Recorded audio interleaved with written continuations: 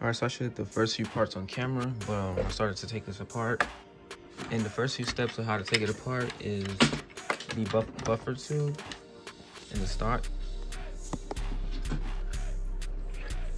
You gotta lift this part up back and slide it back off of this. This will become exposed. Then inside of it, you see this is a spring. Like the screw to hold the spring in for the, inside the gearbox.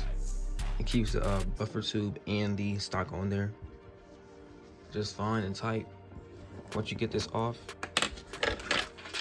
this part is exposed and you can start to pry it open. But before that as well, there is screws like all around it, and they're really long, like they go from each side to each side, and basically they hold the shell together. And once you get all those screws out, that's when you're able to open this up. But to fully open it, you have to get these bottom screws out. I think I'm not sure yet. I'm gonna try to take this part off first real quick, because I'm starting to see more and more in the gearbox, and it doesn't look promising at all. Yeah, it's definitely not promising. It's definitely not a version 2. No, it probably is a version 2 gearbox, but that motor, I don't know what that motor is. But I'm gonna begin taking these screws out right here.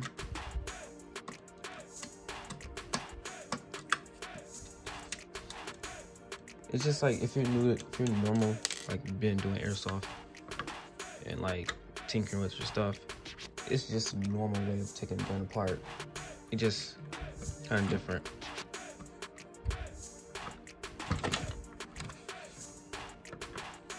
Let me get all the screws out on the railing real quick. All right, once you got the screws out, this part just pops right open, right off of it. And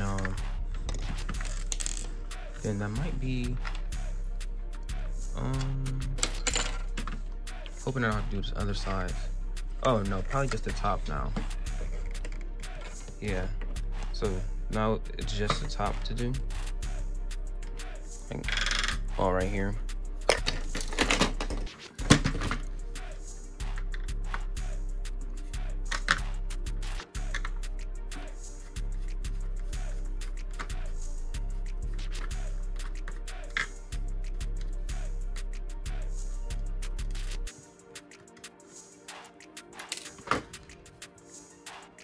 You also have to take these ones off on this part too, on the actual receiver.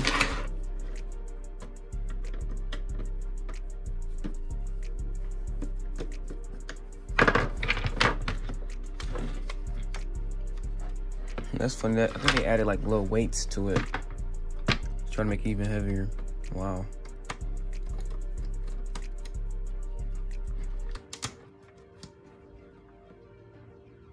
Screw is hard to get out.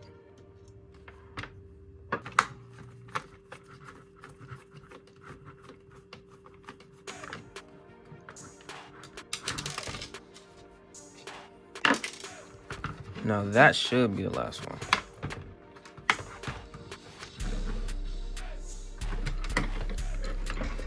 Actually, ended up being one more.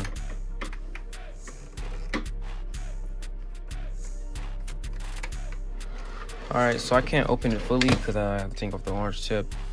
I was gonna do this in this video, but it already got real long, so I'll just do a separate video. That'll be short and quick for that.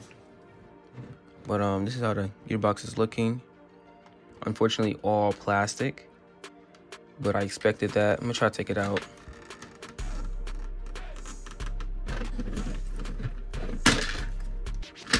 I don't think I broke anything.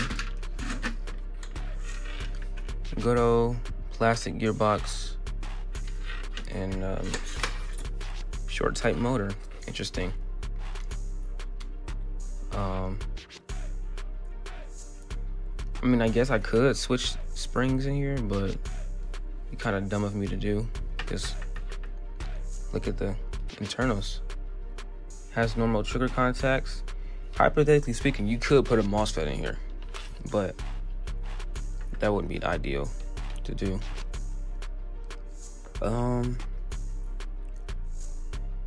Very long, what is this called? Tappet plate thing. But yeah. Alright, so I feel like this gearbox could make more FPS without having to change the spring if it didn't have this particularly. Because when I just noticed it when I was just twisting it around, it was angled like this inside the gearbox. So like I didn't see it not one bit. So once I rotated it up, I'm like, oh, it's a ported cylinder. And you're definitely gonna lose FPS using those. I don't know why they even use them. Probably just to save money, but everything in here is plastic. The pinning and gear is plastic. Yeah, it's just plastic. I don't know. I don't even feel like opening it to try to tweak it a little bit. I don't know. Cause yeah, I don't know. I just don't feel like doing that with this gun. But I could though, but I don't have no weak springs that would just be able to fit in here like this. And like this plastic. So like, I don't know. It would just be a bad idea as a whole. So I'm gonna just put it back together. Well, I'm gonna show how it cycles raw like this. Then I'm gonna just put it back together. Got the stock battery it came with.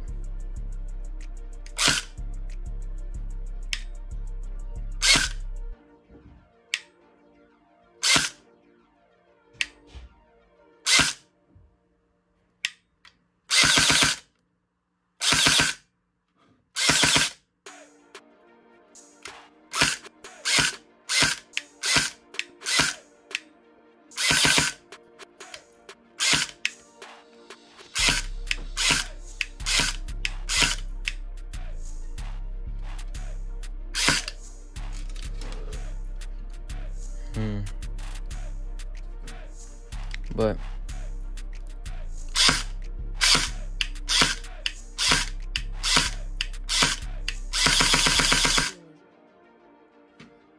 yeah, so I might as well just leave this part open like this. I don't know why it was in the gearbox like that.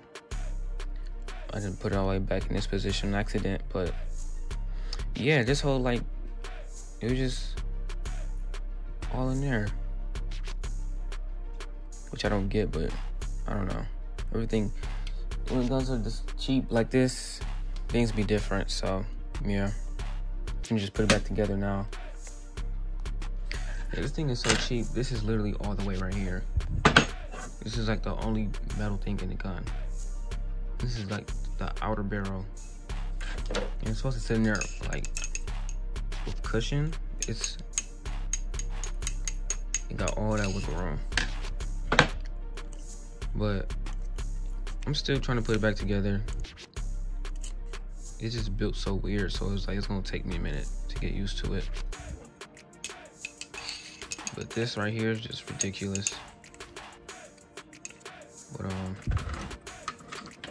and I don't know if I mentioned that it has weights in there too. And I don't like how the hop up is 2 pieces. And all it is just plastic depending on each other, just to like get it to work. Well, it might go like this actually. All right, that makes more sense.